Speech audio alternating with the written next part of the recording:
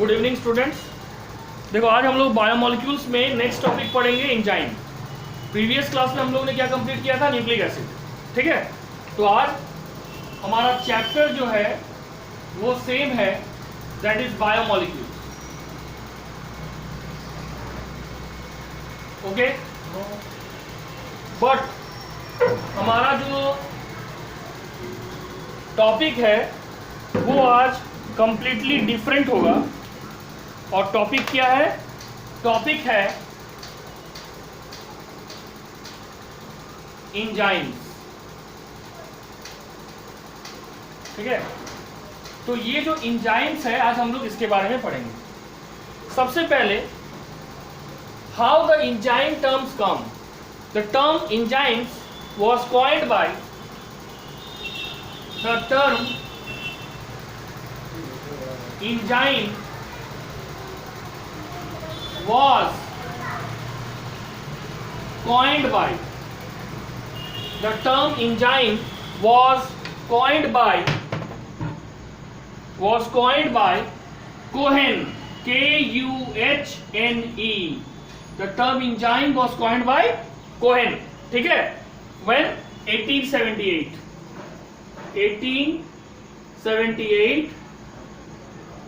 for catalytically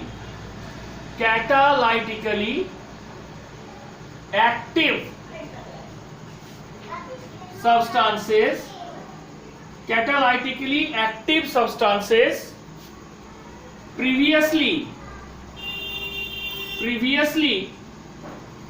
called ferments। ठीक है, तो ये जो तुम्हारा एंजाइम टर्म है इसको कौन कॉइन किया? It was coined by Cohen. For what? For catalytically active substances that was previously called ferments. Who called it ferments? Buchner, क्योंकि बकनर ने ही एक्चुअली एक्सीडेंटल डिस्कवरी किया था एंजाइम्स का। अब हम लोग क्या लिखेंगे? एंजाइम was actually, एंजाइम जो है it was actually, बोलो क्या हुआ, क्या बोल रहा है? एक्सीडेंटली कैसे डिस्कवर कर दिया? बता रहे हैं। Enzyme was actually found out by कौन? क्या नाम बताए थे? Bucknor, BUCHNER, BUCHNER। ठीक है, कब? 1897। ठीक है, उन्होंने क्या देखा? With the accidental discovery that the fermentation of sugar is not only caused by yeast itself but also by yeast extract. उसने पाया कि जब वो ईस्ट के द्वारा, by the using of yeast, जब वो फर्मेंटेशन कर रहा था, फर्मेंटेशन क्या है? Conversion of sugar into alcohol. तो उसने देखा सिर्फ ईस्ट इस प्रोसेस में इन्वॉल्व नहीं है, बल्कि ईस्ट के बॉडी से केमिकल रिलीज हो रहा है। इसके बॉडी से क्या रिलीज हो रहा है? एक केमिकल रिलीज हो रहा है, और वो केमिकल पार्ट कर रहा है, take part in the active conversion of sugar into alcohol. तब उन्होंने उस केमिकल को जो ईस्ट के बॉडी से रिलीज हो रहा था उसका नाम क्या दिया?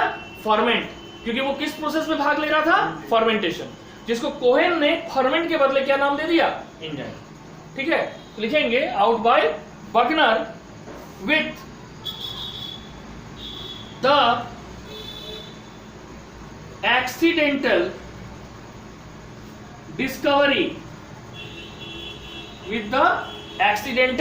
discovery that fermentation of क्या होता है? fermentation of sugar into alcohol is not only caused by that fermentation of sugar into alcohol is not only caused by leaving yeast क्या है? unicellular fungi, but also by yeast extract, but also by yeast extract. तो ये हो गया तुम्हारा enzyme. ठीक है, enzyme को कौन किया था एक्चुअली, कौन फाइंड आउट किया था, बर्गनर ने। कैसे ये डिस्कवरी था, एक एक्सीडेंटल डिस्कवरी था। ठीक है, क्या था, during the fermentation of sugar into alcohol Buckner found that it is not only caused by living yeast cell but also by yeast extract, और उसी एक्सट्रैक्ट का नाम क्या दिया बकनर ने, फर्मेंट, और उस फर्मेंट को कोहेन ने नाम दिया एंजाइम। ठीक है, अब नेक्स्ट बकनर also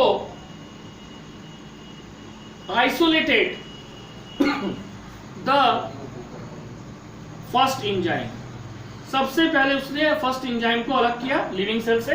कब अलग किया, 1903 में, और इसी कारण से इनको 1903 में नोबेल प्राइज मिला। ही अवॉर्डेड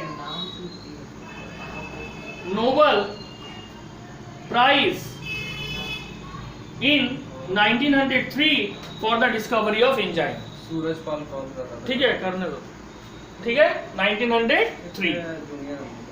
अब डेफिनेशन क्या है, डेफिनेशन, ठीक है, देखो यहां हमने एक वर्ड यूज किए थे, कैटालाइटिकली एक्टिव सब्सटेंस। कैटलिस्ट क्या है, कैटलिस्ट एक तरह का सब्सटेंस है विच speed up the rate of chemical reaction without taking part in the reaction. और एंजाइम को हम बोलते हैं बायोलॉजिकल कैटलिस्ट। क्यों, क्योंकि ये लिविंग सेल के द्वारा प्रोड्यूस होता है to drive the biochemical reaction inside the living organisms body. ठीक है, इसका डेफिनेशन क्या होगा एंजाइम्स का, डेफिनेशन होगा the enzymes are biological catalyst. Enzyme क्या है, बायोलॉजिकल कैटलिस्ट है। ठीक है, प्रोड्यूस्ड, कौन प्रोड्यूस कर रहा है, produced by living cell, produced by living cell. Question why, which catalyzes, which catalyzes the, किसको कैटालाइज करता है ये, which catalyzes the biochemical reactions in the living organisms। ठीक है, तो एंजाइम्स क्या है, एक बायोलॉजिकल कैटलिस्ट है। ठीक है, बायोलॉजिकल कैटलिस्ट क्यों कहा गया, because it is produced by living cells. कौन इसको प्रोड्यूस किया, लिविंग सेल्स। क्यों प्रोड्यूस किया, to catalyze the biochemical reaction. कहां पे ये कैटलाइज करेगा biochemical reaction, in the living organisms body. इसलिए एंजाइम को कहा गया बायोलॉजिकल कैटलिस्ट, क्योंकि ये लिविंग सेल के द्वारा प्रोड्यूस होता है। और बायोस का मतलब क्या हुआ, लाइफ। ठीक है, यहां तक समझ आ गया। रिया, प्रिया, अदिति, श्रेया, कौन कौन जो भी ज्वाइन हुई है। ठीक है, अब देखो डेफिनेशन तो हो गया। अब केमिकल एंजाइम क्या है, केमिकल एंजाइम दो तरह का है, या तो सिंपल या तो कंजुगेटेड। कंजुगेटेड का ही मतलब होता है mixed. Basically on the basis of release enzyme का दो टाइप है। अगर वो बॉडी के बाहर आउटर सरफेस में रिलीज हो रहा है तो एक्सो एंजाइम, और बॉडी के वो इनर सरफेस में रिलीज हो रहा है तो इंडो एंजाइम। ठीक है, तो लिखेंगे एंजाइम, या लिखेंगे केमिकली। ठीक है, क्या लिखेंगे, केमिकली एंजाइम्स आर सिंपल और कंजुगेटेड। केमिकल एंजाइम्स क्या है, सिंपल और कंजुगेटेड है। उसके बाद सिंपल और कंजुगेटेड प्रोटीन लिखो, क्योंकि हम लोग एक बार भी बोले थे ना कि all enzymes are protein but all proteins are not enzyme. सभी एंजाइम प्रोटीन है लेकिन सभी प्रोटीन एंजाइम नहीं है। ठीक है, रिवीजन करा दो ना, पढ़ा दीजिए, वो शॉर्टकट में मारे हैं, उस दिन तो खाली इंट्रोडक्शन दिए थे। ठीक है, सिंपल और कंजुगेटेड प्रोटीन। अब नेक्स्ट लिखेंगे कि enzyme functional, enzyme functional outside, enzyme functional outside the body of an organism. जो इंजाइम ऑर्गेनिज्म के बॉडी के बाहर फंक्शनल होता है उसको क्या बोलते हैं? एक्सो एंजाइम्स. ठीक है, उसको बोलते हैं एक्सो एंजाइम्स. इसका सबसे बेस्ट एग्जांपल क्या दिए थे? Lysozyme of tears. हमारे आंख में देखना कोई भी कचरा जाता है तो तुरंत आंख से आंसू निकलता है. उस आंसू में, उस टीयर्स में लाइसोजाइम एंजाइम होता है जो खास करके बैक्टीरियल सेल को बस्ट कर देता है. ठीक है, ज्यादा रोने की वजह से भी हो सकता है क्या? नहीं, ज्यादा रोने की वजह से आंख में डिफेक्ट पड़ता है. वो लाइसोजाइम ऑफ एंजाइम, ठीक है, वो आपको हार्म करता है. लाइसोजाइम नहीं दिख रहा है. लाइसोजाइम ऑफ टीयर्स दिखते हैं. दिख तो रहा है. तुम्हारा नेट का गड़बड़ है, फिर भी हम कोशिश करते हैं. अब दिख रहा है? हाफ दिख तुम रहा है. वर्टिकल करो, वर्टिकल करो. तुम हॉरिजॉन्टल करो, दिखेगा. वर्टिकल में देख रही है. और बीच में देखो एक स्क्वायर शेपेड स्ट्रक्चर है, उसको क्लिक करो, वो स्क्रीन बड़ा हो जाएगा. ठीक है, अब देखो. Enzymes functional inside the body of an organism. Enzyme जो है inside the body of an organism जो रिलीज होता है या फंक्शनल होता है उसको क्या बोलते हैं? Indo enzymes. Indo enzymes. ये इंडो एंजाइम्स का बेस्ट एग्जांपल क्या होगा? प्लांट में ले लो तो प्लांट में रेस्पिरेशन में दो है, एक क्रेब्स साइकिल और एक ग्लाइकोलाइसिस. हम लोग आगे पढ़ेंगे. तो क्रेब्स साइकिल या ग्लाइकोलाइसिस को प्लांट के अंदर ड्राइव करने के लिए जो भी एंजाइम रिलीज होता है they are called endoenzyme. क्योंकि वो प्लांट सेल के बाहर तो रिलीज होता नहीं है, जो भी होता है प्लांट सेल के अंदर. तो लिखेंगे enzymes of Krebs cycles.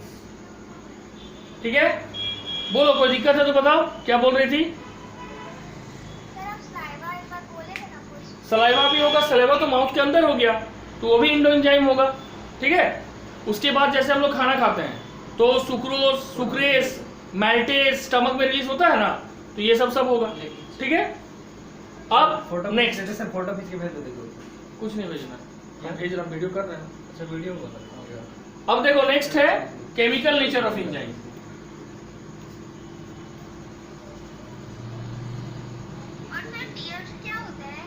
Tears, आंख का आंसू को टीयर्स बोलते हैं. टीयर्स में तुम्हारा लाइसोजाइम एंजाइम्स होता है, और जैसे ही आंख में कोई इन्फेक्शियस ऑर्गेनिज्म या पार्टिकल घुसता है टीयर्स तुरंत निकलता है. और टीयर्स में क्या होता है? लाइसोजाइम एंजाइम जो हमारे आईज के लिए एक सेल्फ डिफेंस मैकेनिज्म का काम करता है. वो हमारे आंख को किसी भी तरह के बैक्टीरियल इन्फेक्शन से खास करके बचाता है. ठीक है, क्योंकि टीयर्स में क्या होता है? Lysozyme enzyme which destroy the bacterial cell which enters our body, which enters our eye, sorry, which enter our eye. ठीक है,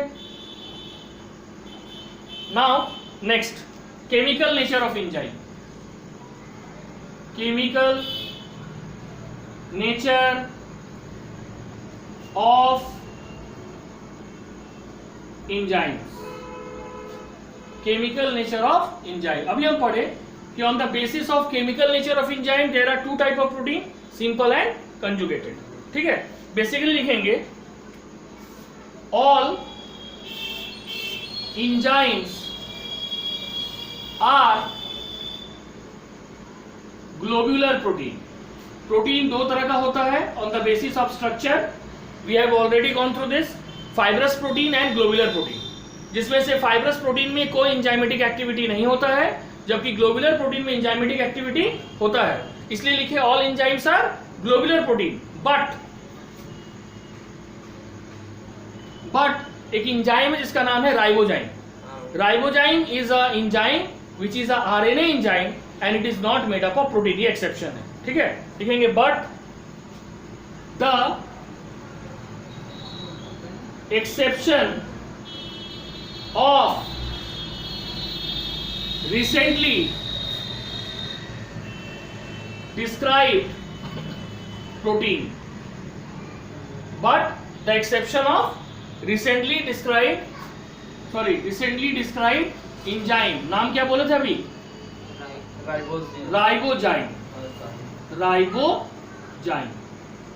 Which is a RNA enzyme, which is a RNA enzyme. ठीक है, ये क्या है? RNA enzyme. ठीक है, अब लिखेंगे on the basis of chemical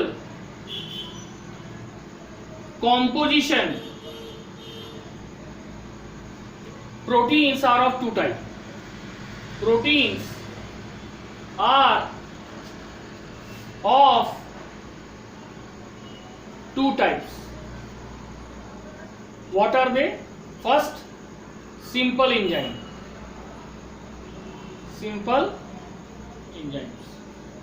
And second is, ठीक है, इसमें देखो प्रोटीन नहीं होगा, एक्चुअली एंजाइम्स होगा. एंजाइम दो तरह का होता है, सिंपल और कंजुगेटेड लिखेंगे. कंजुगेटेड को कुछ बुक में क्या लिखा गया है? Mixed enzyme. ठीक है, तो कंजुगेटेड हो या मिक्स्ड हो गलत नहीं है. अब सिंपल एंजाइम किसको बोलेंगे? जो एंजाइम सिर्फ और सिर्फ प्रोटीन का बना हुआ है, यानी उसमें सिर्फ और सिर्फ एमिनो ग्रुप है. अगर उसमें सिर्फ और सिर्फ एमिनो एसिड है, that is called simple enzyme और प्योर एंजाइम. ठीक है, तो इसमें लिखेंगे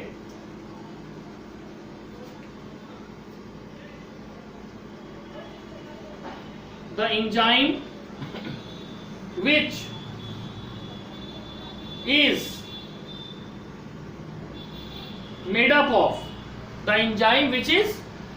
of प्रोटीन ओनली. जो एंजाइम सिर्फ किसका बना हुआ है?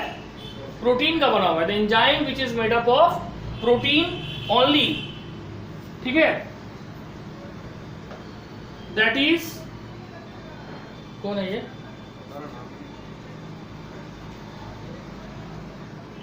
The enzyme which is made up of protein only. ठीक है, दैट इज, छोड़ दो, प्रोटीन ओनली. एग्जाम्पल क्या दिए थे? एग्जाम्पल होगा पेप्सिन और ट्रिप्सिन. पेप्सिन कहाँ रिलीज होता है? स्टमक में. और ट्रिप्सिन कहाँ रिलीज होता है? स्मॉल इंटेस्टाइन में, बाय पैंक्रियाटिक जूस. ठीक है, उसके बाद है एक्टिव साइट. क्या बोल रही है? बोलो. ट्रिप्सिन स्मॉल इंटेस्टाइन में रिलीज होता है. पेप्सिन और ट्रिप्सिन दोनों ही प्रोटियोलाइटिक एंजाइम है. प्रोटियोलाइटिक एंजाइम का मतलब they are involve for digestion of protein. ठीक है, पेप्सिन स्टमक में रिलीज हो रहा है बाय गैस्ट्रिक ग्लैंड्स. ठीक है, और ट्रिप्सिन कहां से रिलीज हो रहा है? पैंक्रियाटिक जूस से रिलीज हो रहा है through pancreas into the small intestine. ठीक है, और दोनों का ही काम है डाइजेशन ऑफ प्रोटीन. अब लिखेंगे एक्टिव साइट इज फॉर्म. इसका सिंपल एंजाइम में जो एक्टिव साइट है, active site is form by specific grouping. Active site is formed by specific grouping of its own acids. ठीक है, अब इसके बाद है कंजुगेटेड एंजाइम. कंजुगेटेड एंजाइम कहते हो, कंजुगेटेड का मतलब ही मिक्स्ड है. मतलब प्रोटीन ग्रुप के साथ साथ जब नॉन प्रोटीन ग्रुप इसके साथ जुड़ेगा, that is called conjugated enzyme. Protein group को हम बोलते हैं एपो एंजाइम और नॉन प्रोटीन ग्रुप को हम क्या बोलते हैं? कोफैक्टर. ठीक है, तो लिखेंगे it is an enzyme which is form. Conjugated enzyme क्या है? It is an enzyme which is formed by the combination of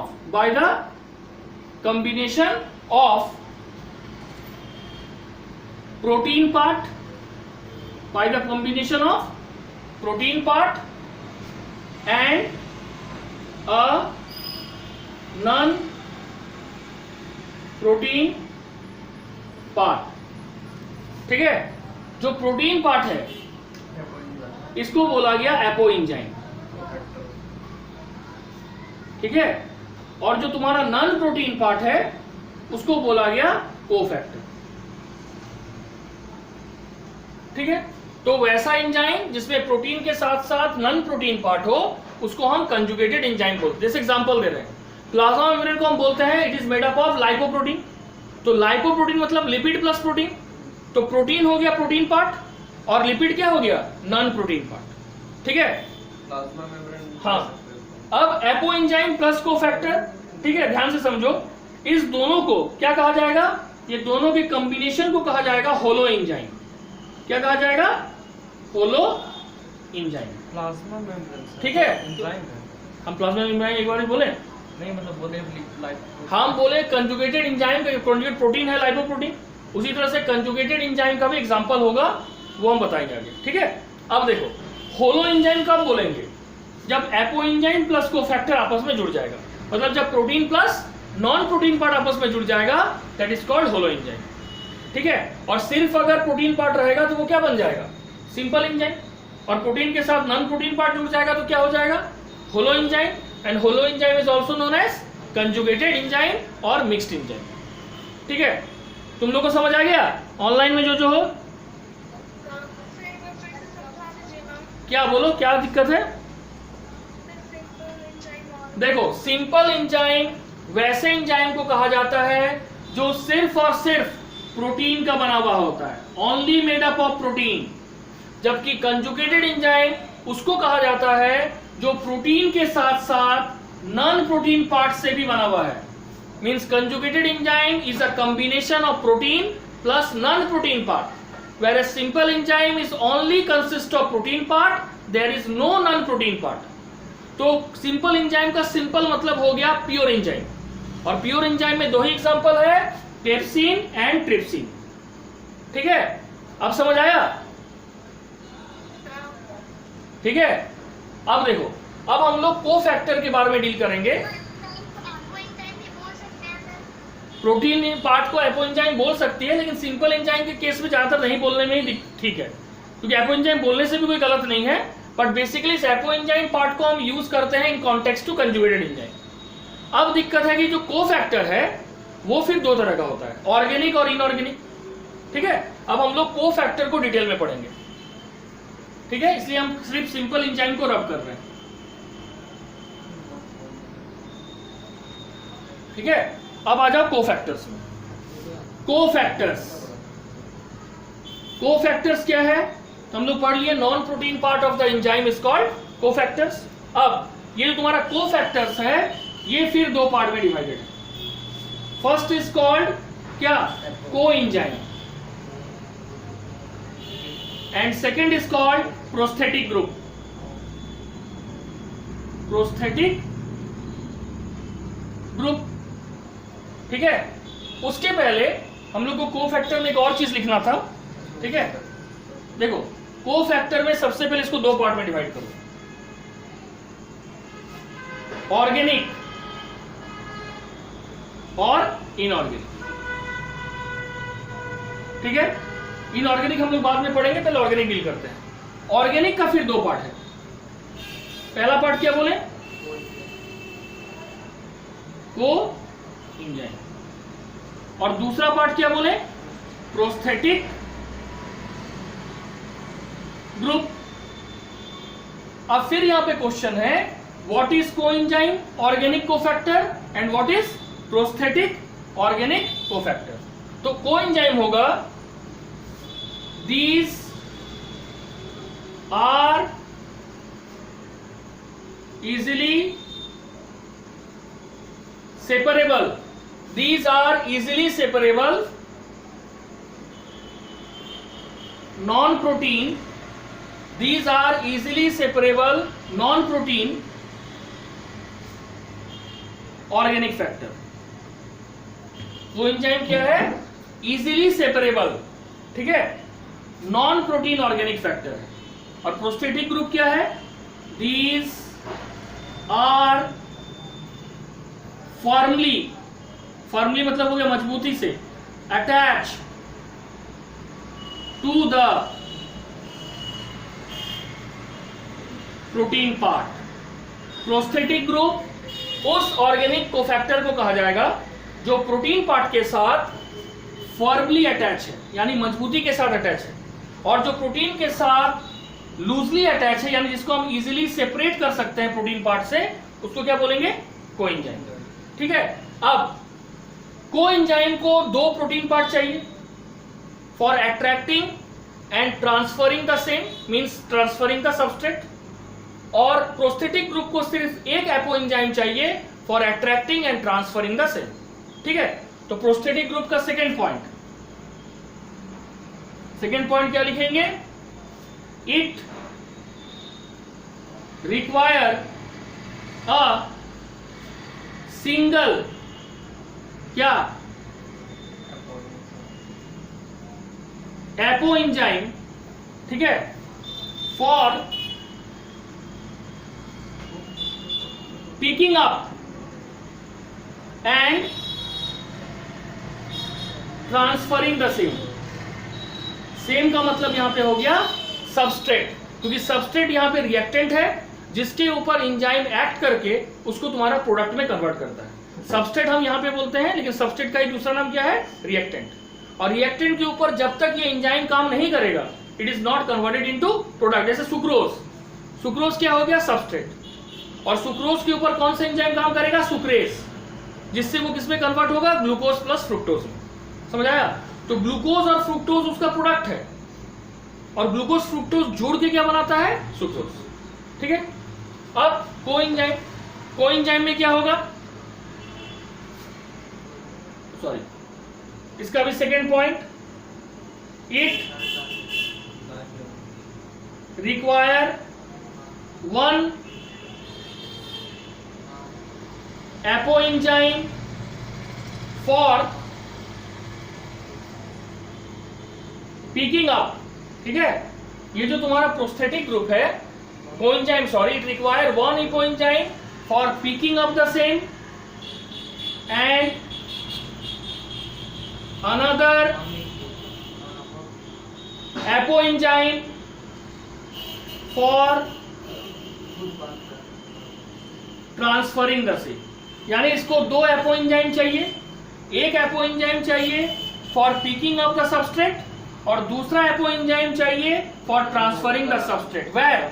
in the active site of the enzyme, क्योंकि जब तक एंजाइम के एक्टिव साइट के साथ सबस्ट्रेट नहीं जुड़ेगा, enzyme is unable to convert the substrate into product. ठीक है, तो पहला डिफरेंस, कोएंजाइम वैसा ऑर्गेनिक फैक्टर है which is loosely attached to the protein part, जबकि प्रोस्थेटिक ग्रुप वैसा नॉन प्रोटीन पार्ट है जो कि फर्मली अटैच है प्रोटीन पार्ट से। दूसरा अंतर, coenzyme require two apoenzyme for one लिख दो क्या? ठीक है, one apoenzyme for picking up the same, another apoenzyme for transferring the तो सेम। उसको दो क्यों चाहिए? तो उसमें ऐसा क्या नहीं? उसका कारण है कि एक कोएंजाइम जो है लूजली बाउंड है, तो उसका प्रोटीन पार्ट के साथ प्रॉपर एसोसिएशन नहीं है। उस कमी को दूर करने के लिए वो एपोएंजाइम का पार्ट लेता है, इसलिए तो अनस्टेबल है। अगर वो एक के साथ जुड़ा हुआ रहता तो स्ट्रांगली बाउंड होता, दो अलग अलग के साथ जुड़ा हुआ है, इसलिए वो कंप्लीट बॉन्ड नहीं बना पा रहा है। ठीक है, अब यहाँ पे क्वेश्चन आता है कि ये जो तुम्हारा कोएंजाइम और प्रोस्थेटिक ग्रुप है, ऑर्गेनिक नेचर जिसका है, इसका फंक्शन क्या है? मेनली क्या फायदा है एंजाइम को इस कोएंजाइम से, ये हम लोग को जानना है। यहां तक समझ आ गया? प्रिया, रिया, अदिति, अतिफा?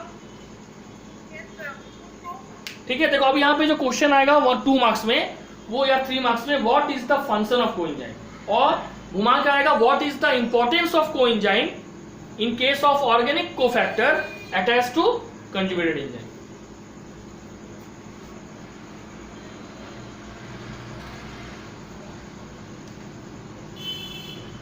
ठीक है, नेक्स्ट है functions of coenzyme. Functions of coenzymes. Coenzymes का क्या फंक्शन है? देखो, सबसे पहला फंक्शन क्या होगा? कोएंजाइम इज एसेंशियल फॉर क्या? Attracting the amino substrate and undergoing reaction. ठीक है, तो पहला पॉइंट क्या होगा, coenzyme is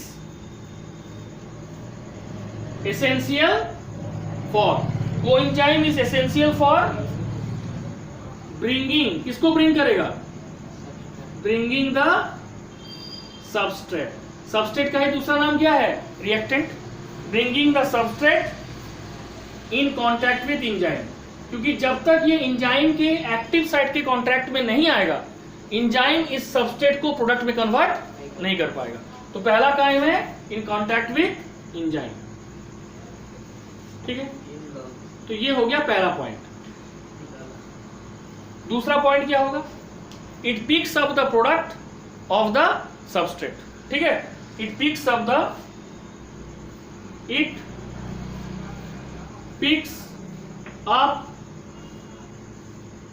product of the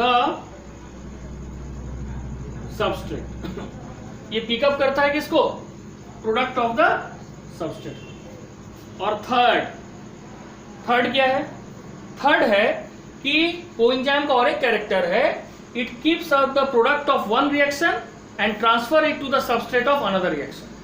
एक रिएक्शन जब कंप्लीट हुआ तो उसका जो प्रोडक्ट बना उसको पिकअप करके दूसरे सबस्ट्रेट को वो ट्रांसफर करता है ताकि वो फिर एक पर्टिकुलर रिएक्शन को कंप्लीट कर सके। ठीक है, यानी ट्रांसफर भी करता है product of one reaction to the another reaction. ठीक है, तो नेक्स्ट लिखेंगे द प्रोडक्ट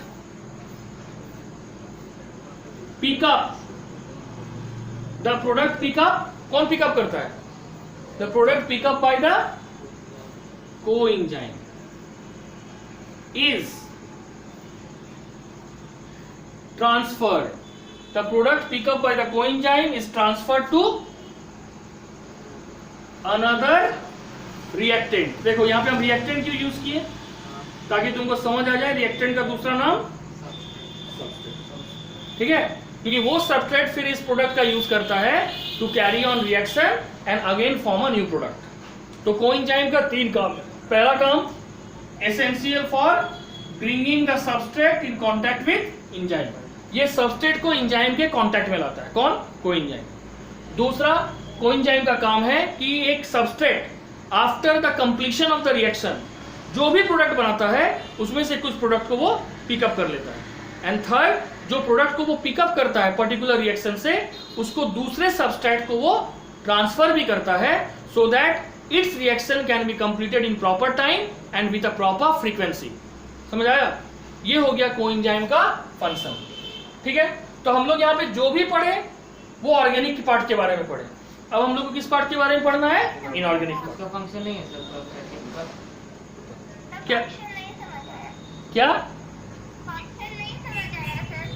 फंक्शन क्या है इसमें, हार्ट, कोएंजाइम का पहला काम है ये सबस्ट्रेट को एंजाइम के कांटेक्ट में लाता है। ठीक है, एक एंजाइम का दो पार्ट है ना जी, प्रोटीन पार्ट और नॉन प्रोटीन पार्ट। कोएंजाइम क्या है, नॉन प्रोटीन पार्ट है, और ये पार्ट का मेन काम क्या है, सबस्ट्रेट को एंजाइम के कांटेक्ट में लाना, क्योंकि जब तक एंजाइम सबस्ट्रेट के कांटेक्ट में नहीं आएगा enzyme is unable to convert the particular product into particular reactant into product. Substrate यहाँ पे क्या है, रिएक्टेंट है, और उसको प्रोडक्ट कौन में कन्वर्ट करेगा, एंजाइम। लेकिन एंजाइम उसको प्रोडक्ट में कन्वर्ट कब कर सकेगा, जैसे मान लो मेरा ये दोनों पेन सबस्ट्रेट है और ये मेरा हाथ एंजाइम है, तो ये दोनों एक दूसरे के कांटेक्ट में आएगा तब ना रिएक्शन होगा। तो ये दोनों के एक दूसरे के कांटेक्ट में कौन लाएगा, कोएंजाइम। अब जैसे कांटेक्ट में लाएगा, हर एक एंजाइम एक एक्टिव साइट होता है, इसके बाद हम लोग डील करेंगे उसको। वो एक्टिव साइट इस प्रोडक्ट को तोड़ेगा, पहले उसके बॉन्ड को तोड़ेगा, और फिर जब वो कमजोर होगा तो वो उस सबस्ट्रेट को किसमें कन्वर्ट करेगा, प्रोडक्ट में। जब वो प्रोडक्ट में कन्वर्ट करेगा तो सर्टेन प्रोडक्ट्स में प्रोडक्ट्स और बाई प्रोडक्ट्स निकलता है, कुछ प्रोडक्ट को कोएंजाइम पिकअप कर लेता है, क्यों, ताकि वो थर्ड फंक्शन कर सके, दूसरे सबस्ट्रेट को वो प्रोडक्ट को ट्रांसफर कर देता है, क्यों, ताकि वो जो रिएक्शन कर रहा है वो एक प्रॉपर फ्रीक्वेंसी में करके एक प्रॉपर टाइम में एक प्रोडक्ट बना सके। ठीक है, अब समझ आया अतीफा? अब हम लोग पढ़ेंगे इनऑर्गेनिक। देखो इनऑर्गेनिक क्या है, inorganic factors are the ions of different minerals, जैसे कि magnesium, calcium, manganese, iron, sulphur, ये सब है। ठीक है, अब इसका काम क्या है वो देखो।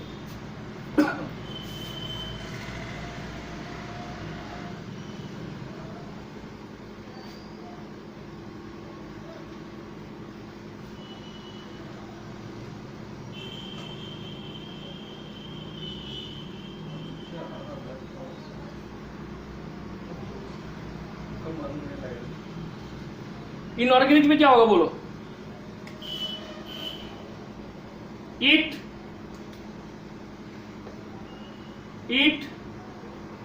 contains ions of varieties of minerals. Inorganic क्या करता है? Inorganic cofactors are those which contain ions of varieties of minerals. Minerals क्या क्या है? तुम लोग भी पढ़ चुके हो, एग्जाम्पल देख लो। Calcium, iron, potassium, magnesium, manganese, chlorine, है ना, निकल, कोबाल्ट, मोलिब्डेनम एक्सेट्रा। ठीक है, अब इसका काम क्या है? जैसे कोएंजाइम का काम था ना भाई कि सबस्ट्रेट कांटेक्ट में लाना, इसका काम है, ठीक है, it means inorganic factor. It usually functions as an activator. It usually function as an activator. ठीक है, किसका? By forming one or more coordinating bond. ये फंक्शन करता है एज ए एक्टिवेटर। कैसे? बाय फॉर्मिंग वन और मोर, कौन सा बॉन्ड? Coordinating bond. किसके बीच में? With both the substrate and the active site of the enzyme. तो देखो, बेसिकली इनऑर्गेनिक कोफैक्टर क्या कंटेन करता है? Varieties of minerals. इसका मेन फंक्शन क्या है? Function as an activator by forming one और more coordinating bond with whom? With both the substrate and the active site of the enzyme. तो बार बार एक वर्ड दोहरा रहा है, कौन सा टर्म? Active site.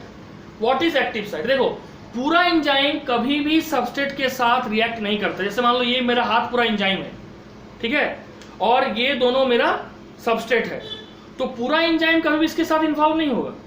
हर एक एंजाइम में एक स्पेसिफिक साइट है जिसका अपना एक स्पेसिफिक सेट, स्पेसिफिक साइज और स्पेसिफिक चार्ज होता है, और उसके माध्यम से वो स्पेसिफिक सबस्ट्रेट के साथ ही रिएक्ट करके उसके साथ पहले बॉन्ड बनाता है और फिर उसको तोड़ के प्रोडक्ट में कन्वर्ट करता है। यानी enzyme are specific to substrate. All enzyme react with all substrate is not possible. अगर सुक्रेज है तो वो सुक्रोज क्यों रिएक्ट करेगा? वो मैल्टोज या ग्लूकोज या फ्रुक्टोज के साथ रिएक्ट नहीं करेगा। यानी यहाँ पे लॉक एंड की थ्योरी चलता है। इस तरह से हर लॉक का एक स्पेसिफिक की है, उसी तरह से हर सबस्ट्रेट के लिए एक स्पेसिफिक एंजाइम है। कोई भी एंजाइम किसी भी सबस्ट्रेट के साथ रिएक्ट नहीं करेगा। ठीक है, और इस कोई एक दो के साथ कर सकते नहीं, वैसे एक्सेप्शन अभी तक तो नहीं मिला। ठीक है, देखो अब हम लोग एक्टिव साइट्स के बारे में पढ़ेंगे।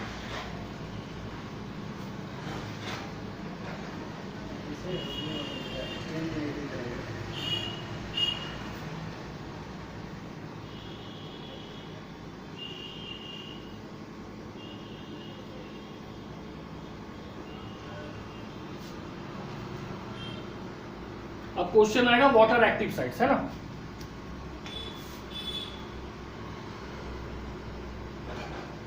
एक्टिव साइट्स, या कुछ बुक में इसको लिखा गया है एक्टिव स्पॉट। एक्टिव स्पॉट ये क्या है? ठीक है, तो क्या लिखेंगे? It is it is an area of an enzyme. Active site क्या है? It is an area of an enzyme which is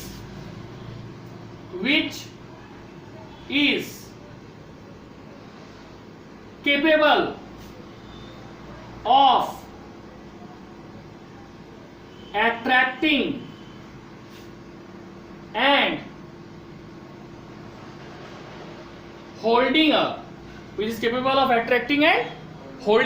enzyme किसको अट्रैक्ट करेगा? सबस्ट्रेट को। अट्रैक्टिंग एंड होल्डिंग पर्टिकुलर, क्या बोले थे?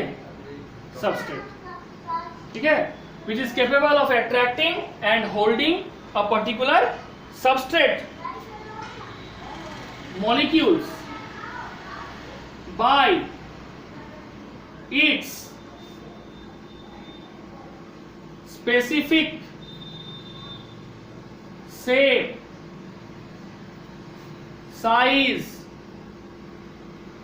And charge. ठीक है, तो एक्टिव साइट क्या है? ये एक एरिया है किसका? एंजाइम का, जिसके अंदर क्या कैपेबिलिटी है? Capable of attracting and holding a particular substrate. क्योंकि पर्टिकुलर क्यों बोले? क्योंकि हर एक एंजाइम एक स्पेसिफिक सबस्ट्रेट के साथ रिएक्ट करता है।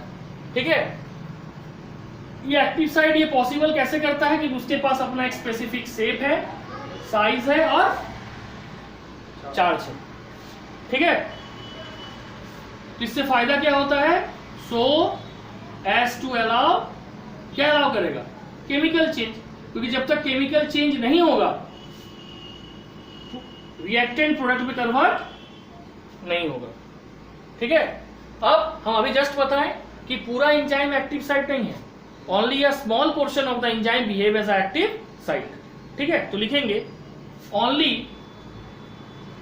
अ small portion of an enzyme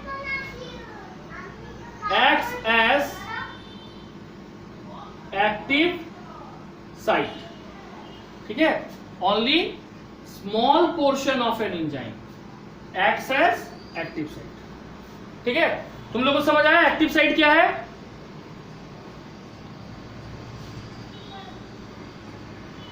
बोलो, प्रिया, अतीफा, रिया, अदिति, और भी जो बाद में ज्वाइन हुए बताओ। क्या बात, साइलेंट मोड में है तुम लोग?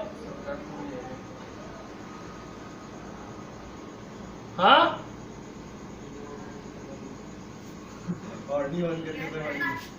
ठीक है। अब देखो नेक्स्ट हम लोग पढ़ेंगे, ये एनसीईआरटी में क्वेश्चन भी है और हर साल हर स्कूल में आता है ये क्वेश्चन, कंपलसरी क्वेश्चन है, वो है प्रॉपर्टीज ऑफ एंजाइम। और ये एनसीईआरटी का क्वेश्चन भी बायोमोलिक्यूल्स में देख लेना लास्ट में। ठीक है, properties of enzyme, properties of an enzyme. ठीक है, तो ये एक कंपलसरी टॉपिक है जिसका क्वेश्चन हर साल आता है। सबसे पहले प्रॉपर्टीज ऑफ एंजाइम क्या है? The important characteristics of an enzyme are. Important characteristics क्या होगा एंजाइम का? सबसे पहला होगा हाई एफिशिएंसी। हाई एफिशिएंसी, ठीक है, मतलब एक एंजाइम का बहुत ही ज्यादा एफिशिएंसी होता है to speed up the chemical reaction. ठीक है, कैसे? तो नोट्स में भी लिखे हैं कि जब कोई एंजाइम को किसी केमिकल रिएक्शन में इंक्लूड किया जाता है तो वो किसी भी केमिकल रिएक्शन के रेट को 10 मिलियन टाइम्स बढ़ा देता है। ठीक है, इतना ज्यादा फास्ट कर देता है, टाइम्स। ठीक है, तो लिखेंगे, ठीक है, हाँ, ये बायोलॉजिकल कैटलिस्ट है, कैटलिस्ट तो है ही, तो लिखेंगे enzyme increases enzyme increases the speed of reaction up to 10 million times. Enzyme increases the speed of reaction up to 10 million times as compared to enzyme increases the speed of reaction up to 10 million times as compared to the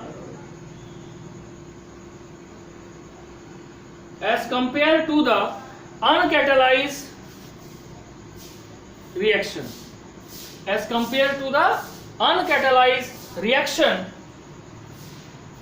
because it reduces, किसको reduce कर देता है? It reduces the activation energy. ठीक है, देखो कोई भी chemical reaction automatically कभी स्टार्ट नहीं होता है. There is a energy barrier to start up the reaction.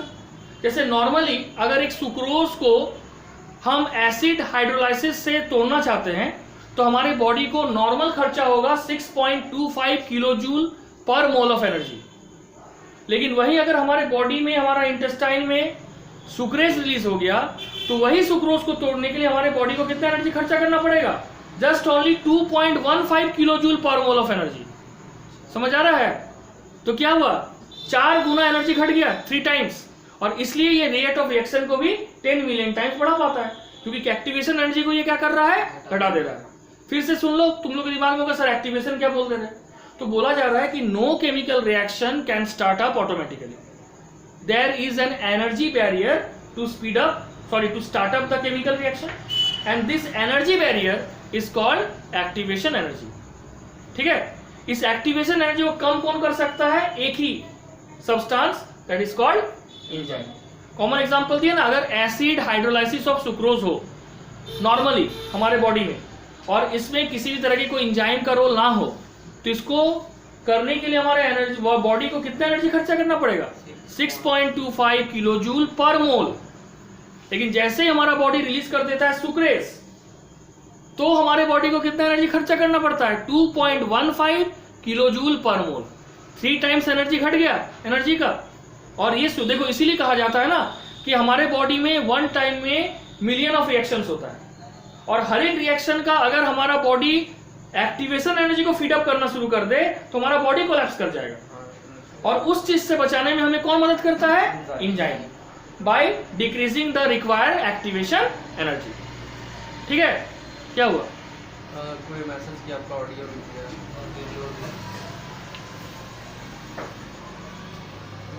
Riya message. रुको देख रहे रिया.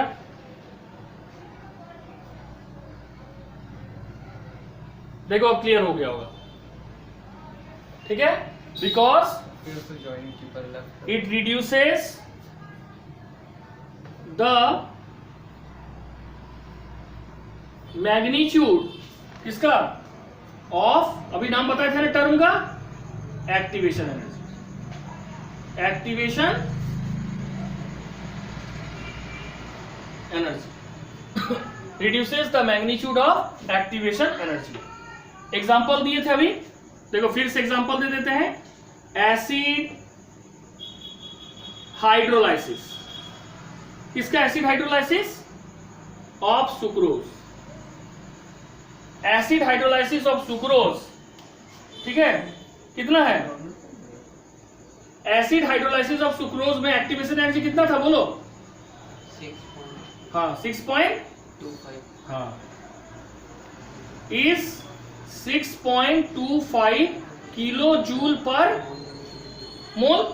ठीक है, अब इसी एसिड हाइड्रोलाइसिस सुक्रोज में जैसे ही सुक्रेज इंक्लूड कर गया, जैसे ASE आ गया मतलब एंजाइम हो गया. अब इसका एक्टिवेशन एनर्जी कितना होगा? 2.15. एक्टिवेशन एनर्जी रिड्यूस करके कहां पे आ जाएगा? 2.15 किलो जूल पर मोल. तो सोचो एक्टिवेशन एनर्जी 3 टाइम्स घट गया, और इसलिए आसानी से जब एक्टिवेशन जितना कम लगेगा रेट ऑफ केमिकल रिएक्शन उतना फास्ट हो जाएगा. सिंपल बात है. ठीक है, अब दूसरा कारण, दूसरा है ऑप्टिमम टेम्परेचर। क्या दिक्कत है बोलो?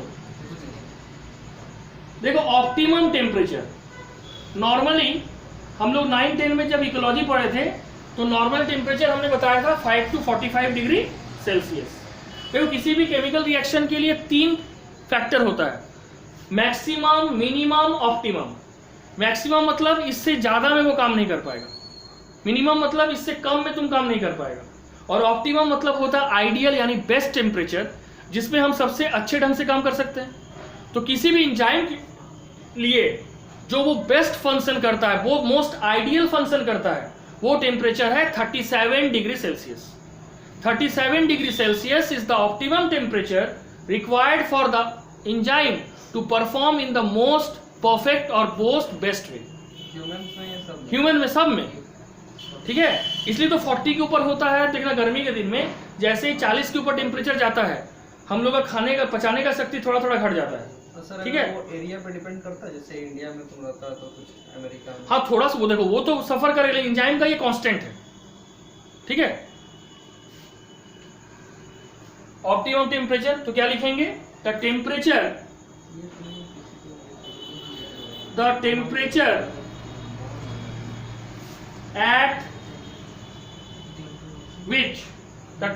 at which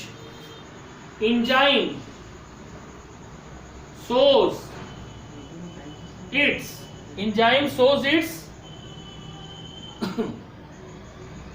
highest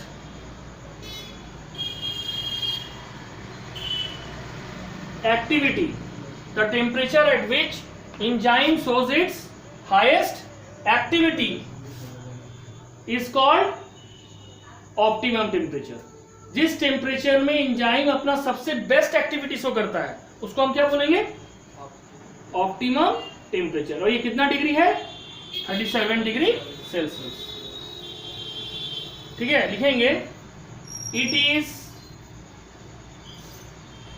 a moderate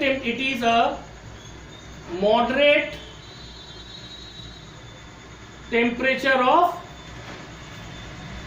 37 degree Celsius. It is a moderate temperature of 37 degree Celsius, ठीक है। ये हो गया तुम्हारा ऑप्टिमम टेम्परेचर। क्लियर? नहीं अभी होगा, तुम लोग इसलिए 9:30 बजे तक पढ़ाएंगे। हाँ 9 बजे तक चलेगा तो इसलिए तो बुलाए थे तुम लोग जल्दी थोड़ा। अब ये हो गया सेकंड पॉइंट, ये कंप्लीट होने दो कम से कम, ठीक है। अब देखो ये सबको समझ आया? रिया, प्रिया, अदिति, आतिफा, ठीक है, समझ आ गया? इसको रब करके आगे बढ़े। अच्छा हम वीडियो भेज देंगे, उसके लिए चिंता मत करो। अभी बताओ, देखो फिर से बताते हैं। ऑप्टिमम टेम्परेचर का मतलब the temperature at which the enzyme shows it's highest activity, and the optimum temperature for any enzyme is 37 degree Celsius. ये तो ऑप्टिमम क्या हो गया? टेम्परेचर। नेक्स्ट क्वेश्चन फिर आएगा ऑप्टिमम पीएच क्या है एंजाइम की एक्टिविटी के लिए? हमेशा आंसर होगा अराउंड 7, ठीक है, यानी न्यूट्रल के आसपास, ठीक है। नेक्स्ट हम लोग पॉइंट लिखेंगे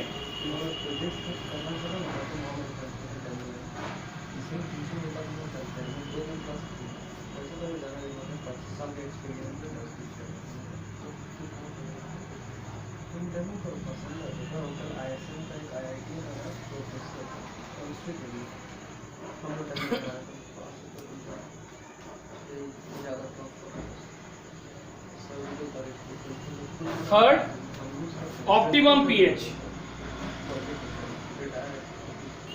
optimum pH,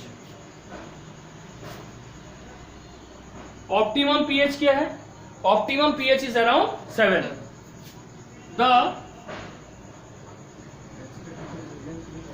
optimum pH is around 7। Fourth, ठीक है, फोर्थ क्या होगा? स्पेसिफिसिटी। स्पेसिफिसिटी देखो, स्पेसिफिसिटी में हम लोग क्या बोले थे कि ऑलमोस्ट एवरी बायोकेमिकल रिएक्शंस जो होता है, ठीक है, इसमें क्या होता है? स्पेसिफिक एंजाइम जो है वो स्पेसिफिक सबस्ट्रेट के ऊपर काम करता है, यानी हर एक एंजाइम क्या करता है, लॉक एंड की थ्योरी को फॉलो करता है। सुक्रोज जो है उसके ऊपर सुक्रेज ही काम करेगा, वो मैल्टोज या ग्लूकोज के ऊपर काम नहीं करेगा। तो स्पेसिफिसिटी में लिखेंगे almost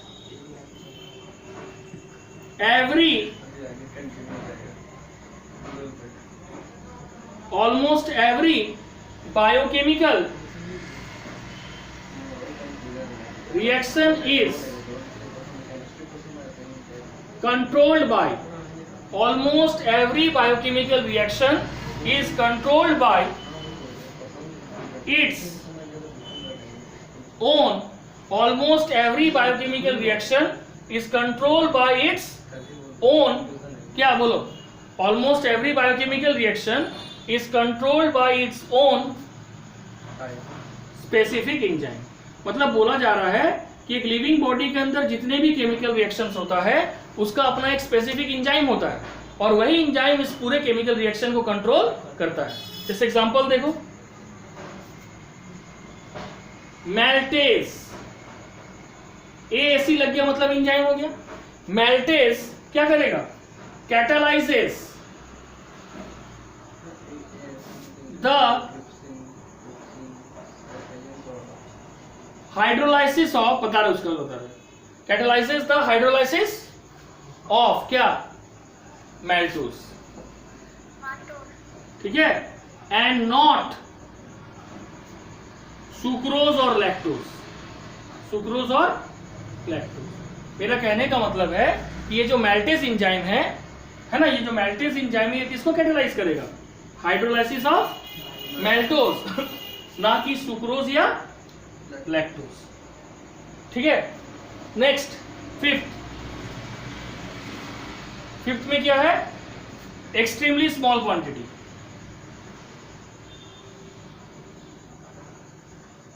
small quantity,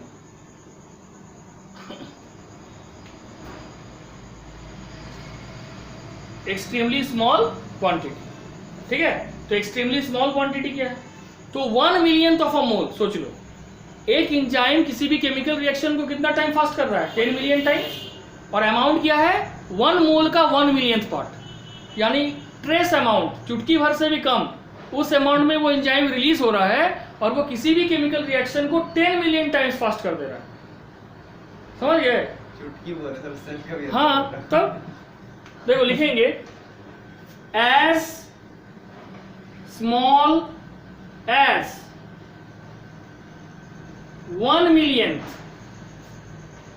of a mole, एक मोल का 1 million part, as small as 1 millionth of a mole can increase the rate of chemical reaction by a factor of 10 to the power 3 to 10 to the power 8, by a factor of 10 to the power 3 to 10 to the power 8, ठीक है। इतना million times तो reaction के rate को बढ़ाता है। किस quantity में, 1 मिलियंथ ऑफ अ मोल। ये हो गया उसका कैरेक्टर। ये 5 कैरेक्टर्स का जो क्वेश्चन एनसीईआरटी में भी है और ये हम बहुत बार पूछा जाता है। अगर बायोमोलिक्यूल्स चैप्टर है तो ये क्वेश्चन मोस्ट इंपॉर्टेंट है। What are the properties of an enzyme. Term 2 तो आएगा नहीं। हाँ, टर्म 1 में है। हाँ वही ना। हाँ, तो एमसीक्यू फॉर्म में। हाँ, तो अच्छा एडवांटेज है। समझ आ गया तुम लोगों को ऑनलाइन, ठीक है। तो आज इतना ही। नेक्स्ट डे हम लोग पढ़ेंगे 2 theories, lock and key theory और इंड्यूस फिट थ्योरी। उसके बाद हम लोग पढ़ेंगे through a graph we should know what is activation energy, how it works and what is the role of enzyme in lowering the activation energy. उसके बाद जो important factor जो तुम्हारे एनसीईआरटी में है वो है एंजाइम इनहिबिशन। एक एंजाइम के फंक्शन को रोकने का कौन कौन सा तरीका होता है। बेसिकली 2 तरीका है, competitive and non competitive inhibition, ठीक है। और फाइनली डीनेचुरेशन ऑफ एंजाइम कैसे होता है, ठीक है, वो हम लोग पढ़ेंगे in the next class. That's all for today, thank you.